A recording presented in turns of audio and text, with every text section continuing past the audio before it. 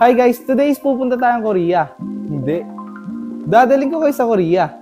I mean, today is magluluto tayo ng Korean meal kit na hindi mo na kailangan pumunta ng Korea.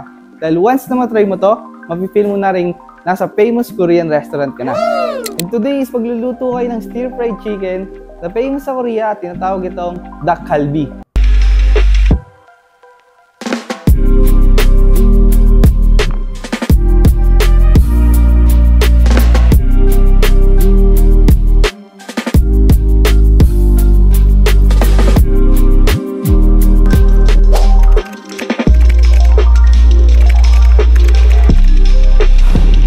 And guys, ito na yung equipments natin, tsaka yung ingredients, and ito yung dak galbi. Ito yung laman ng Korean meal kit natin. Mapipil nyo talaga nasa Korea kayo. And first step lang natin is maghiwa tayo ng onions, tsaka yung onion leaves. And then, painitin natin tong kawali o sa mantika kailangan natin.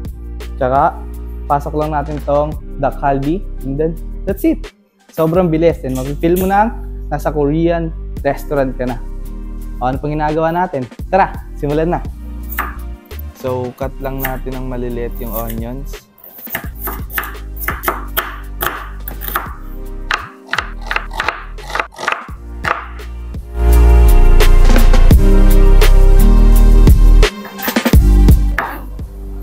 And guys, kung hiniwa natin yung mga onions ng slice lang, medyo maliliit. Ito naman, 2 cuts lang. 2 cuts. Medyo malalaki siya. Okay na, naiwan na natin yung onions natin tsaka yung onion leaves. Painit lang tayo ng kawali.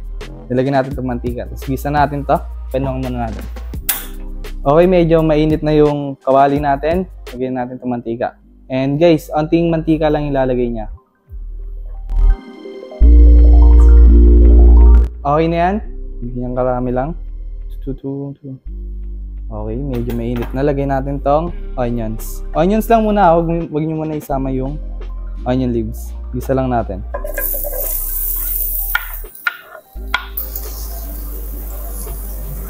Stir lang natin hanggang maghiwalay-hiwalay. Yan. Habang hinihintay natin siya maghiwalay-hiwalay, cut na muna natin tong dak galbi natin. Since okay na yung onions natin, naghiwalay-hiwalay na siya, pasok natin tong dak galbi.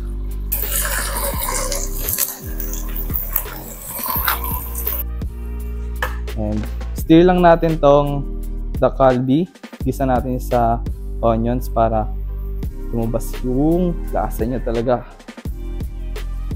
By the way guys yung duck means chicken yan, chicken. So chicken to ang luto natin. Yan. Pag na-mix nyo na siya, pwede nyo nang takpan and wait kayo ng 1 minute.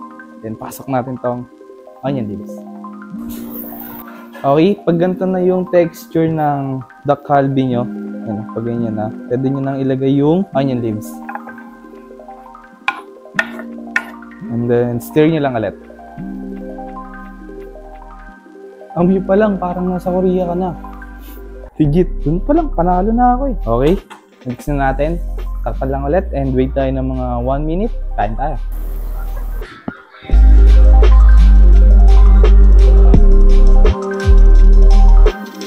Feeling ko okay na to.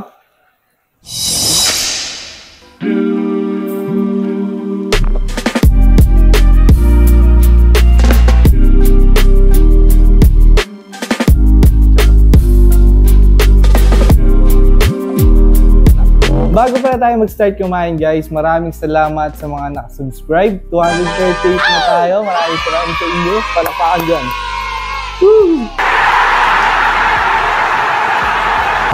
Yun lang, start tayo kumain and panoorin mo to para magutom ka. Okay.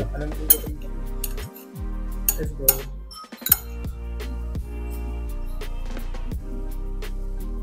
Ihahandog ko sa inyo ang unang kagat.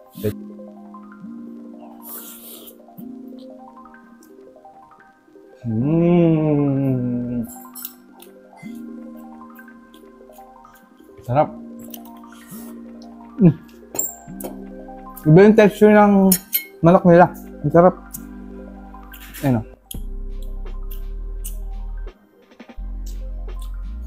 Sobrang ano naman ako nila. Hindi sobrang dry.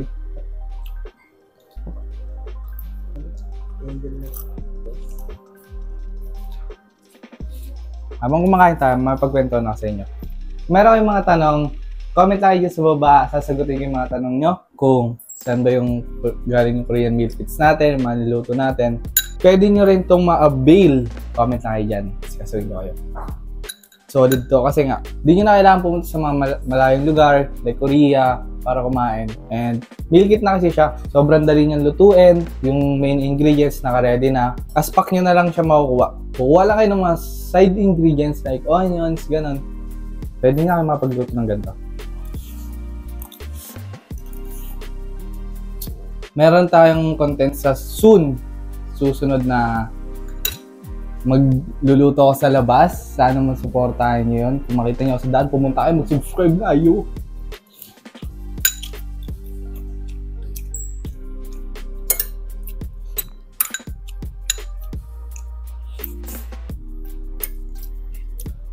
Ito palang dakalbi natin guys. Medyo manghang siya. Pero kayang-kaya naman.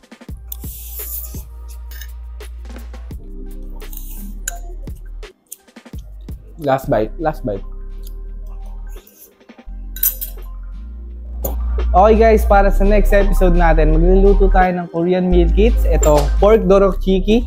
And abangan nyo ito dahil sobrang sarap na ito. And drop a like, comment down below, and subscribe na rin kung nagustuhan nyo yung video natin today. And yun lang.